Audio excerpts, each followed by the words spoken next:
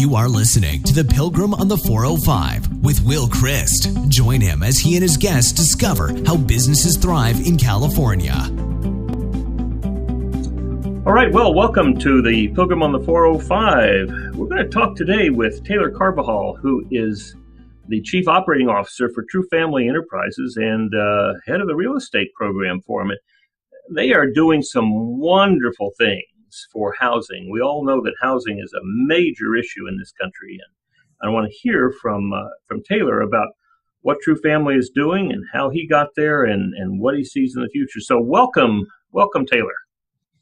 Thank you, Will. Happy to be here and look forward to our conversation today. Super. So tell me a little bit about True Family Enterprises. So True Family Enterprise is a family office located here in Orange County. We have our headquarters here in Newport Beach, and what we do is we invest and operate across 13 different verticals. So we're involved in entertainment, we're involved in consumer products, we're involved in food technology, and we're also involved in housing, which is where I spend most of my time. So talk to me a little bit about the housing project. 5 years ago, and I'll sort of start there and give you a little bit of the history. 5 years ago, Alan was presented with an opportunity to invest in affordable housing in the United States. This is Alan True, right? This is Alan True. So Alan True and Twyla True are the founders of True Family Enterprise, and they essentially own the company and all the equity in it. So they came here, and they had this opportunity in housing, and really what the opportunity was to go out and buy single-family homes across the United States, rent those homes, and build a business around that thesis. So they actually turned down the initial investment and decided to do it all themselves. I think the Trues have a very long history of operating businesses, owning them themselves, and really running it without any other partners or any other folks involved. So Alan and Twyla went out and they purchased 1,000 homes across the Sun Belt and the Rust Belt in the United States. And one of the most interesting things that they actually did is they focused almost strictly in affordable housing. So if you look at one of the big issues facing the country today, it's providing good housing across the U.S. And I think what they did is they really focused in markets, and they focused in cities, and they focused in states where they saw the need the greatest for affordable housing. And so now the process is to buy a house in a depressed area. Is that what it is? Yeah, not necessarily depressed. And let's just take a step back and make sure everybody understands, what single family is today. So if you look at the United States, we have roughly 140 million homes. And of those homes in the United States, 16 million are rented. Most of those homes are mom and pops, and think of yourself, think of myself, or anyone out there who buys a house and then rents it to somebody. That's the industry of SFR.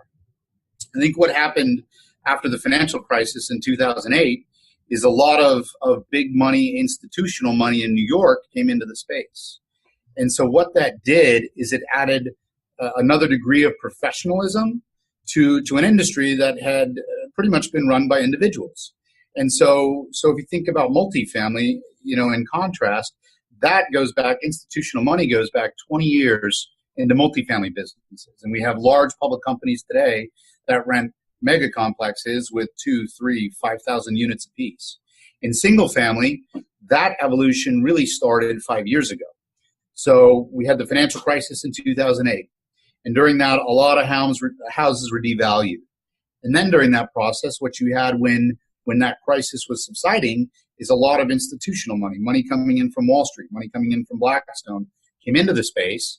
And what it did is it started buying all these homes that had lost a lot of value and finding renters to live in them.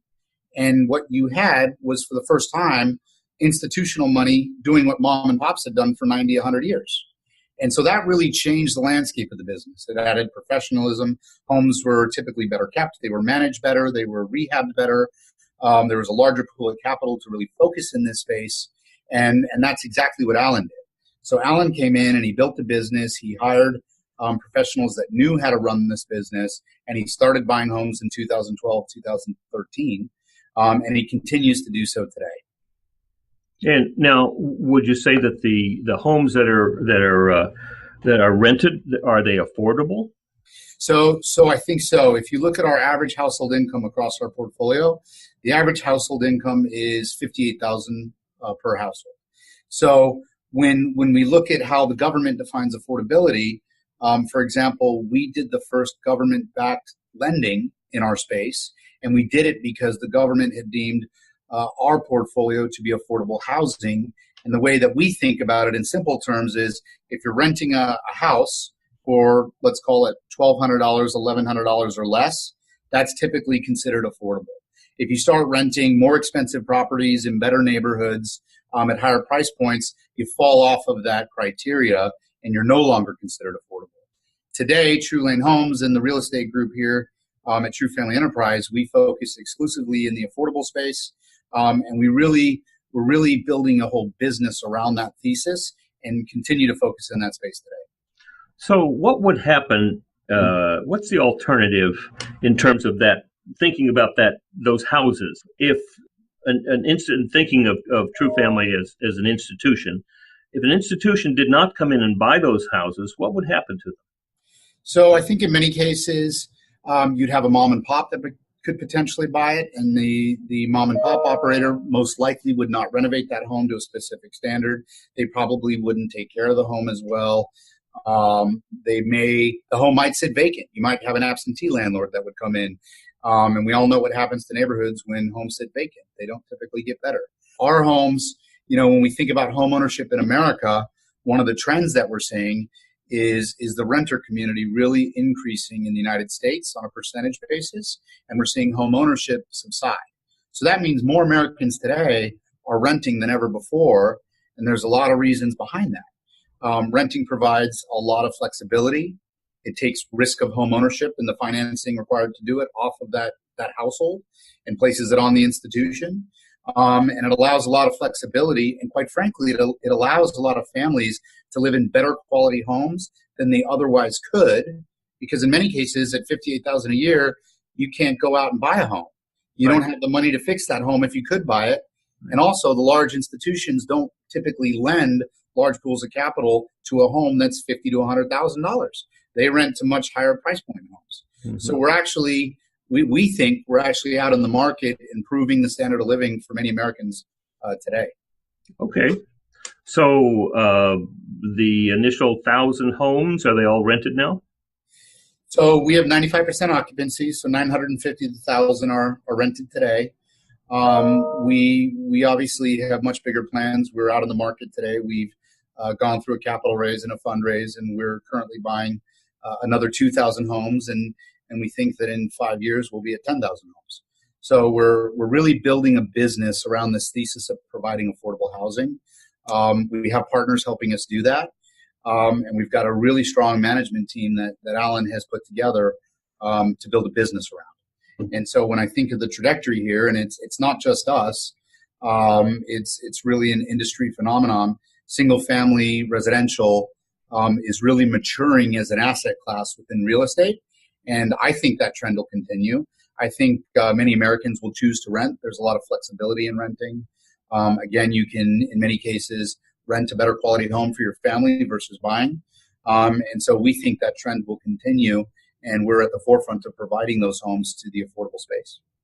Now, in a traditional, 30 years ago, home ownership expressed itself in a variety of ways. Home would be the homeowners associations that would take care of the area, or cities who, through the homeowners, would build parks and varieties of things. How would an institution participate in those kinds of community efforts? So I guess number one and the easiest is obviously if we buy a home in an HOA, we're contributing to that HOA funding and helping provide that safe, secure neighborhood, where that house sits. That's an easy one. I think more broadly, one of the things that True has done is focused on the inner band, so that area of a city that's right outside your urban center. And you can think of Pittsburgh, and you can think of Cincinnati, and you can think of cities along the Rust Belt in the United States, where in a lot of those cities, that area right outside the urban center was neglected. So those neighborhoods fell into disrepair.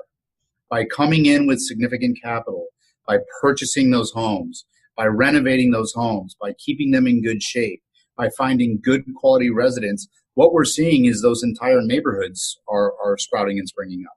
And so we're seeing our neighbors doing that, and we're seeing gentrification in that band right outside the urban center. And it's no surprise that where we buy homes and where we fix homes and where we maintain those homes and where we find good quality families to live in those homes, we see that happening along the street, not just in our residence. We see it happening in the neighborhood.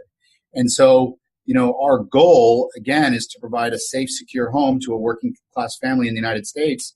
And by doing that, we're improving those neighborhoods where we own and rent real estate. Mm-hmm. So do you have management that's local to those towns that would participate in planning or efforts to improve the neighborhood? Will, absolutely. So we partner with a lot of property managers in the cities where we do business. We also partner with local contractors, local flooring companies, local roofing companies. There's a whole ecosystem around where we buy and rehabilitate these houses. And that ecosystem is actually providing a small, albeit a small economic boost, but still a boost to all those folks that are helping us rebuild those communities. And I think that's, with scale and with purchasing more homes and with, building a business around that, that will only amplify and continue. Mm-hmm. And you're also creating a model for others to follow, right? I think so. I think certainly Alan was one of the first buyers in this space, and he bought his first home in 2012, about the time all of the initial entrants did. I think one of the things that was very different from what Alan True was trying to do is he focused on affordability. So where we saw Blackstone buy in California and in Florida and on the coasts and really look to make money, not just through operating these homes, but through home price appreciation. Well, they were flipping, right? They were flipping, right? So they went in and you got a lot of HPA on the coasts, and then you monetized with an IPO and you recaptured a lot of capital. That was never our intention. Our intention from day one has been to find properties in the Rust Belt, Sun Belt, and to own them long term. So we consider ourselves operators. We have never considered selling the business or selling out of the asset class. We, quite the opposite, we've gone out and built a bigger business, and we continue to do so. And we're in it for the long haul. Well, all right. So you talked about now initially the thousand homes were bought. Alan put the money up, right? That's right. All right. So, and you mentioned that for the next 2,000, you have raised capital. That's correct. So how's the structure for the raise? Is it the same as an REIT, as a REIT?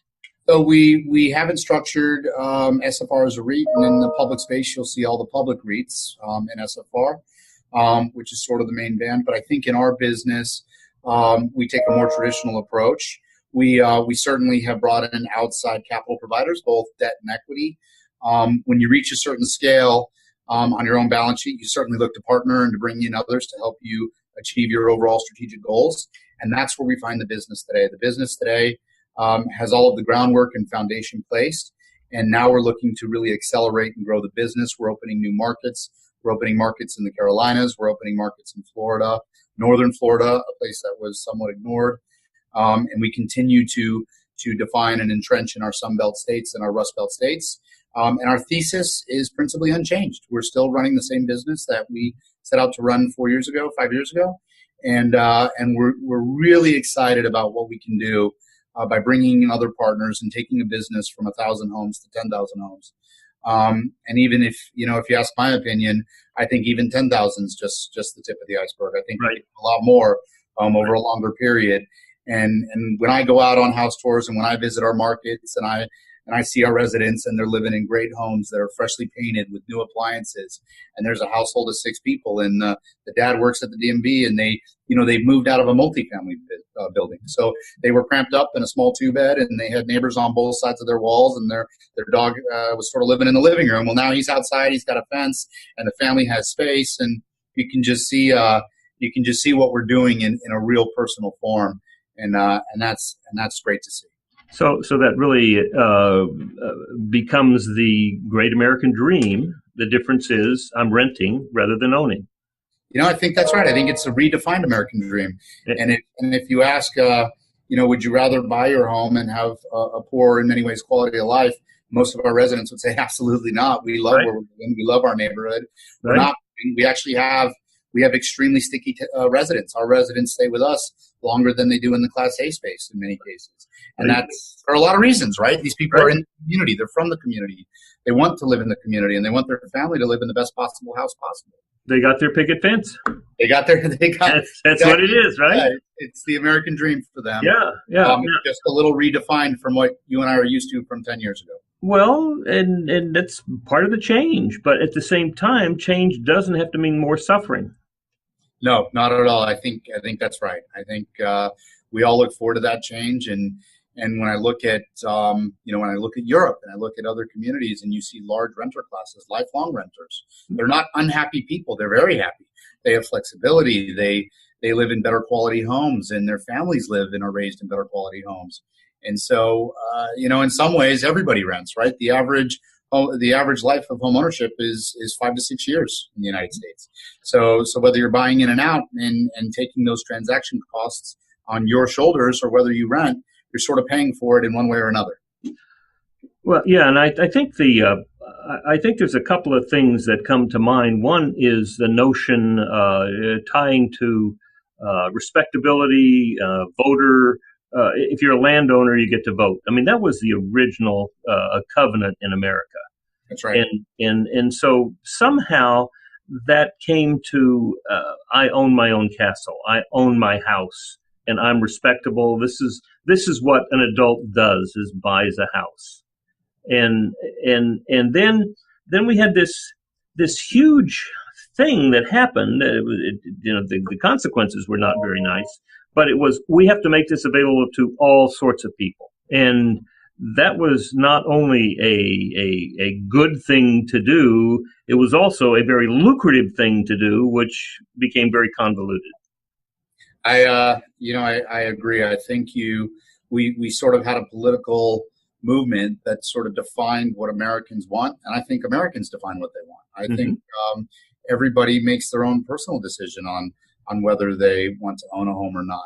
But there certainly was a shift in the United States, over the last century, where we promoted and we used government dollars and we set up GSEs and we built an entire structure around home ownership. Quite frankly, it collapsed in 2008. Yes. But we built this system and we self-reinforced it, and it fell apart. And people went back to the drawing board and they said, "Is this really important to me?" I mean, we're looking at the different folks in the United States. We're looking at the millennials, and we're thinking about what they value. And really, they don't seem to value savings accounts. They don't seem to value home ownership, but they certainly value a comfortable, safe place to live. And they certainly value experiences. And they certainly value technology. And they're allowed to do that. And they're not sort of following a drumbeat that was set for them.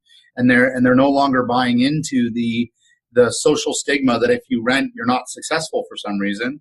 That was certainly a stigma that's been around for quite a while. I don't see that stigma anymore.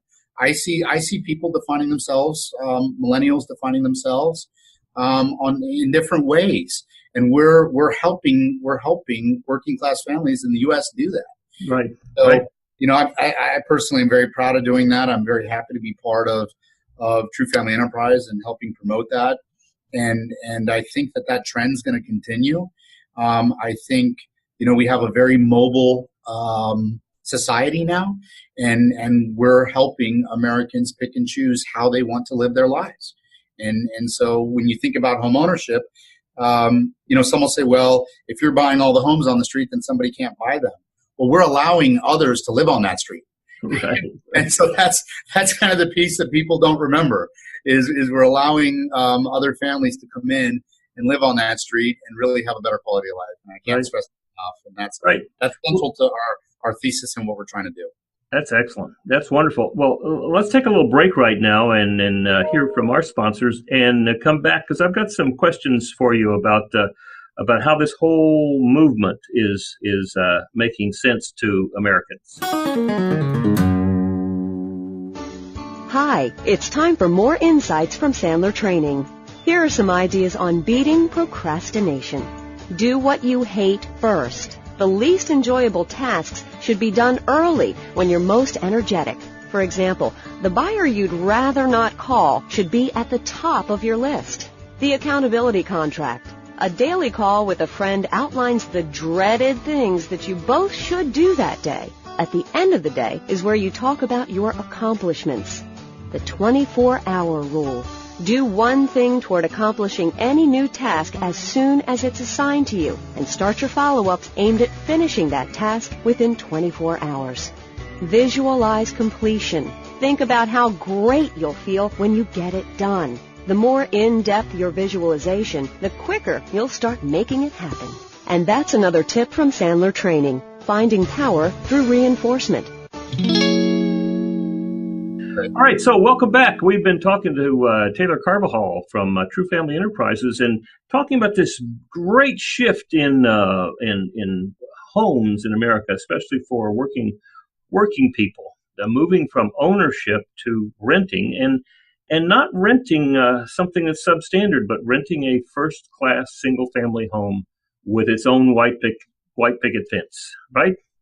That's right. I think that's the vision that we've had when we started this. I think we're continuing that vision, and we think that there's a long runway ahead of us to really getting where we think this business and industry can go.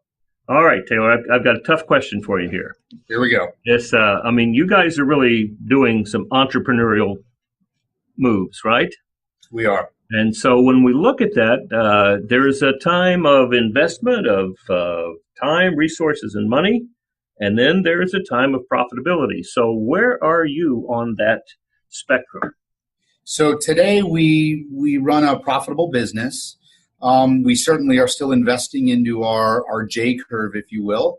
We've really laid the foundation. We've spent a lot of money laying the foundation, buying the technology, bringing in the right management team, acquiring the initial portfolio of homes. And so we're profitable today, but we certainly aren't in a mature stage of our business. We think that with scale, with being vertically integrated in our markets, with partnering with property managers, with building our own property managers, we have a long road ahead of us to really chip into that profitable space. When you look at SFR, and especially our asset class, it's a high-yielding space. We can buy homes relatively cheap. We can keep rents in the affordable space and still achieve a very good return for our investors. We can typically achieve a much better return than you can, for example, in the public REIT space. So we certainly intend to continue doing that. But back to your initial question, we absolutely are investing in the business today. And as we bring in our partners, we will scale the business to really achieve the target results that we're looking for. So the business now is producing a profit, and you are reinvesting that profit now. You're not taking it off the table. That is correct. We are not taking any chips off the table. Every dollar that we receive, we put back into the business, whether it's buying more homes, adding more management teams, going vertical in a new market.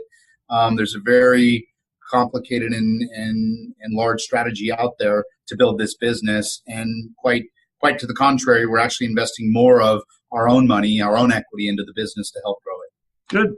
Now, so one of the things I'm curious about is that if this is a profitable model, then there will be others who come along to model after it. I don't want to say copy it, because it's we recognize that our success has not gone unnoticed, and there will be second movers in the space. And right.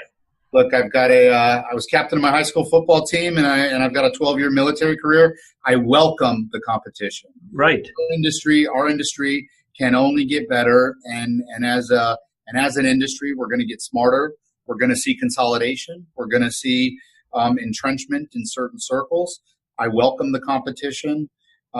Certainly the longer runway that I have to do this myself and achieve my goals is the better for our business. But again, I certainly don't shy away from competition. We think we've got the right team to go ahead and compete in this space and do better than our peers.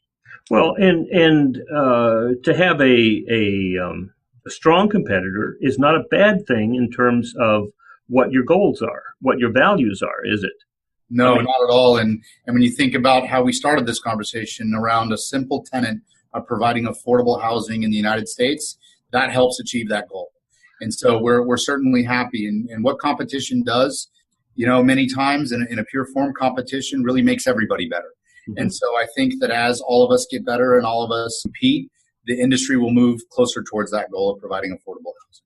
Right. And I mean, it's not like if you guys have 10,000 or 100,000, it's not like that's all the available housing that needs to be remodeled and made affordable, rental available, right?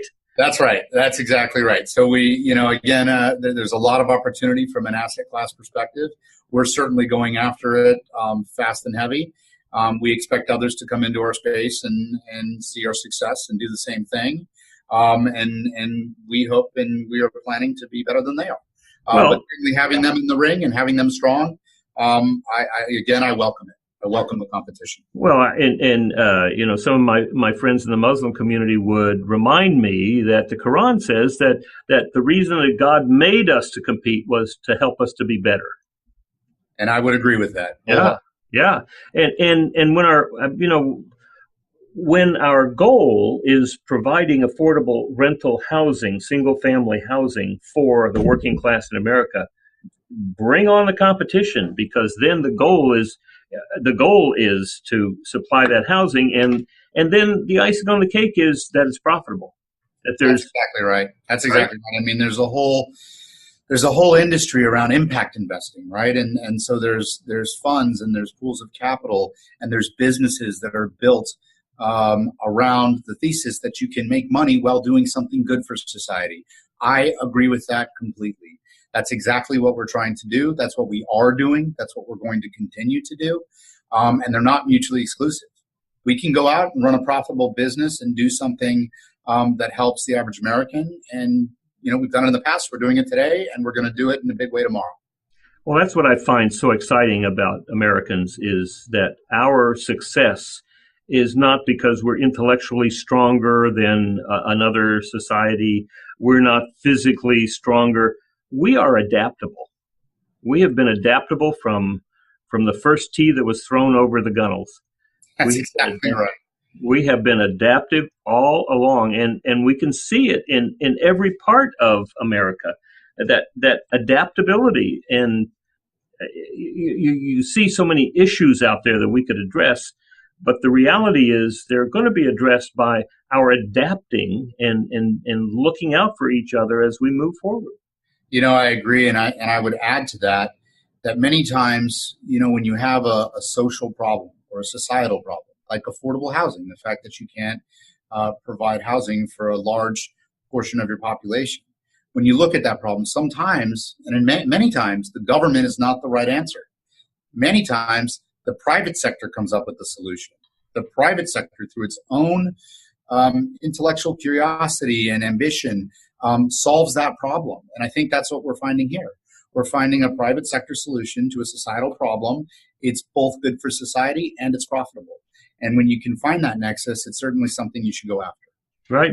I mean, that's what I see Elon Musk doing over and over again, is risking all of his resources on things that need to be done. I mean, whether or not I agree with him that we need to be on Mars, he does, and he believes that is a major piece of adapting our human community to be able to withstand whatever we have in the future. But he's risking to do that, and he's not trying to get the government to do. In fact, he's supplying those missiles to the government in ways that they couldn't. Now that's exactly right. And whether you agree with the direction he's going, you can't argue with the fact that he's trying to solve big picture problems with his own capital, with his own business, and he's doing it himself. And certainly he's providing that gap where in many cases you won't find government spending to do that. Right. And so the private sector is picking up and filling in where the government isn't. And that's exactly what we're doing in affordable housing. Well, the argument growing up, hearing the argument about limiting government, these kinds of issues, to me, it's not a matter of we have to limit government. It's we have to take responsibility for it as a community. And one of the most innovative parts of the community is business.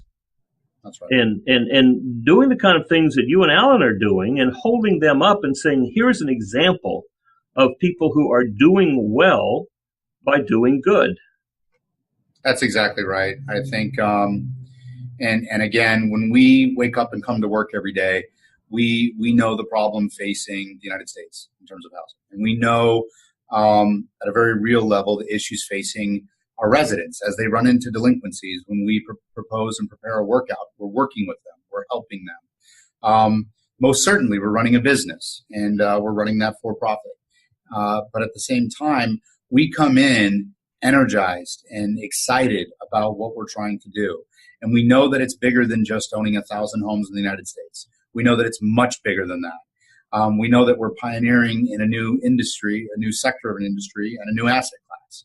And that's what gets us excited. And we're going to continue to do that. And as you say, we're going to continue to help the government fill in those holes and really get into a space where maybe it doesn't make sense. But again, it's not that the government can't do it. It's just that we're helping do that. And that's, Sure. You're going to find that across the history of this country. Yes. We sort of pick up and do things on our own. We stand up and we figure things out without having to be prompted to do so. Right. That's in our DNA as Americans. And I agree. It's never going to stop. I mean, it's that adaptability that we are willing to take on the impossible. That's right. That's exactly. So, talk to me a little bit about values. How did Alan, what kind of values, and how did he come to those values? So I think if you look at our core values, Alan absolutely values integrity, first and foremost, and there's very little leeway there. Is the easiest way for me to say that. So he values integrity. He values hard work. Both Alan and Twyla are the two hardest working people at True Family Enterprise. And that's not lip service. That's not something I'm saying. That's a fact. They do not stop working and seeding their businesses and working and operating their businesses. They don't hire other people to take that responsibility away. They might hire people to help with the day-to-day, but the responsibility, the strategic oversight, that's squarely on their shoulders, and they operate their businesses in their own silos, but also as a team. And they truly are the hardest working people here at True Family Enterprises. So again, the hard work, the integrity, and the innovation. So if you look at what they're doing, if you look at what Volume Ventures is doing, which Twyla heads, just this past couple weeks, Volume Ventures, who partners with 1500 or Nothing, which is essentially a music production studio, had the number one hit in the United States. And I won't talk too much about that because that's really in Twyla's world. But that was the number one song in the United States, and they're partnering across entertainment. They're partnering in music. They're partnering in food technology. So one of the other businesses that Alan is running and seeding and operating is a business that extends the fresh life of food from 7 days to 45 days. And he's doing that because that improves the quality of food we eat. And he's doing that because he thinks it's a technology that'll be around and really revolutionize the way we go to market and the way we can eat fresh, healthy food. And so he's invested significant capital into machines, people, technology. It's very innovative. It's very, very cutting edge.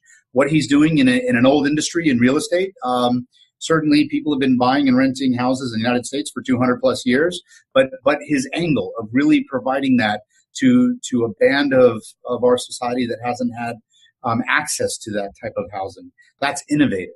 And that's something that Alan continues to do. So the family office certainly values innovation, integrity, and they value hard work. Everybody here is expected to work hard. We're all expected to roll up our sleeves. We do many different jobs and wear many different hats, even having our specialty. But that's the type of business that we're running. If you look back at the history of the Trues, they lived in China for 25 years. And Alan went to China and he built sort of the category killer in office equipment. And he supplied office chairs to Costco and all the big box retailers.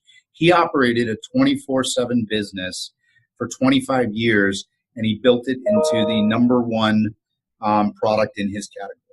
And he did that himself, right? So he was the one that actually directed a business that was operating on 2 continents, 24 hours a day, dealing with FX risk, dealing with logistic issues, dealing with production issues, dealing with development issues. And from start to finish, he built and controlled that business. He ended up monetizing and selling that business.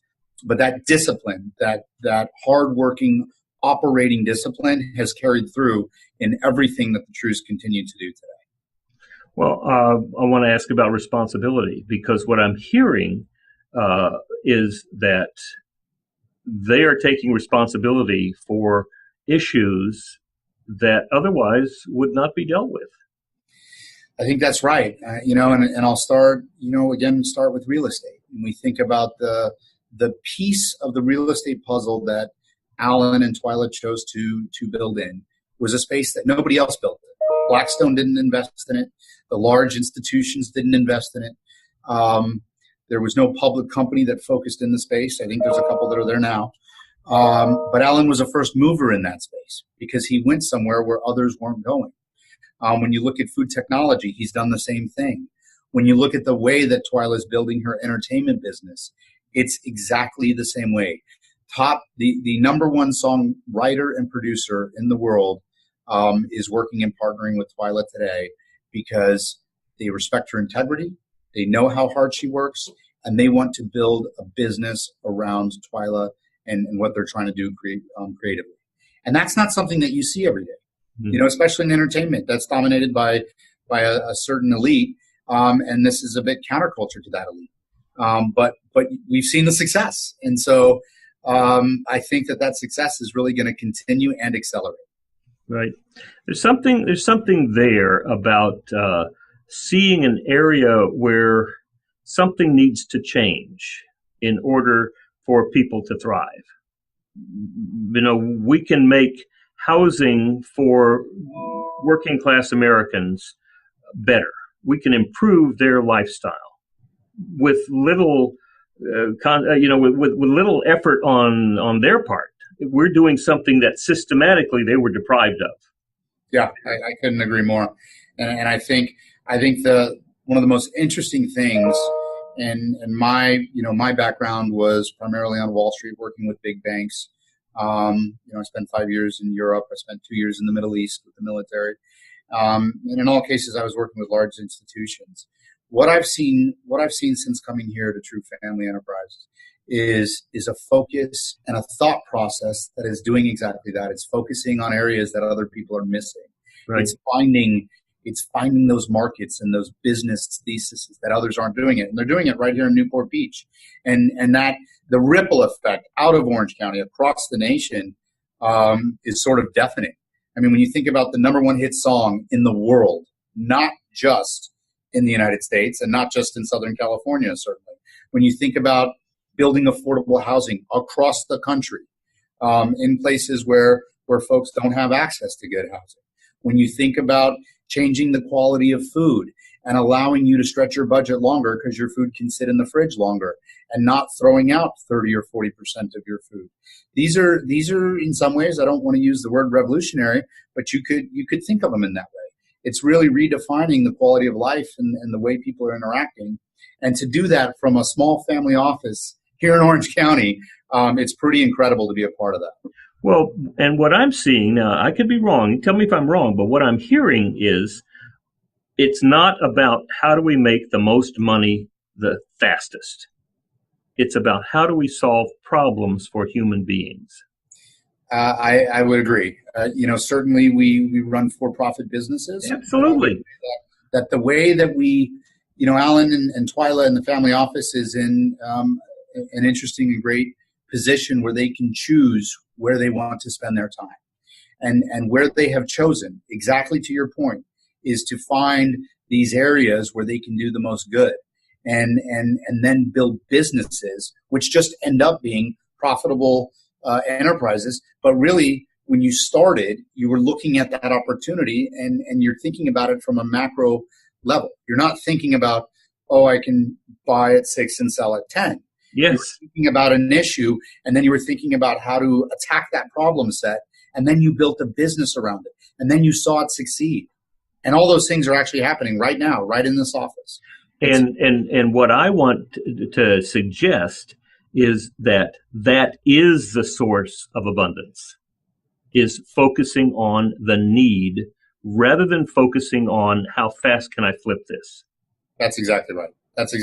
You find the problem, and then the business and the hypothesis come, right? You identify that issue. It's a different way of sort of thinking from a traditional business management approach. Here, Right. you're actually just finding a problem and you're solving it. And Yeah. you're solving it through private enterprise. Right. And that's exactly what we do today. Well, I mean, we find a problem and then we do the impossible, which is then to believe we can solve it. And then we go out and find the resources to solve it. We don't have to solve it ourselves. We bring the resources together to contemplate the problem and the various solutions, come up with the solution that we're proposing, and then put a management team together to accomplish that vision. That's right. Right? That's so different. That is so different. Go raise a bunch of money and then let's see how we can double it. Very different. That's not what we're doing here. We're certainly thinking much differently than a simple private equity model. Oh, that's wonderful. That is absolutely wonderful. That is exciting, and I want to hear more about the food extension, and I want to stay in touch with you and track the progress. Happy to do so, and look forward to the next time we talk, and we can pick a different industry next time. And happy to be on the show again. Thank you. Excellent. Well, thanks so much, Taylor. And you don't drink scotch, do you? I certainly do. Oh, you do? Oh, well, do. we'll have to do a little more conversation around that sometime. Sounds good. Take care. All right. Well, take care. Thank you very much for being with us. This was Taylor Carvajal from True Family Enterprises talking about how they're revolutionizing what housing is in those places where people are struggling to find quality housing by buying houses, upgrading them, and renting them at affordable prices. So thanks a lot for being with us, Taylor. This is the Pilgrim on the 405. Thanking God that we got people like Taylor out there working on problems and solving them for us. You've been listening to The Pilgrim on the 405 with Will Christ. To hear more of the programs in this podcast, go to www.willchrist.com.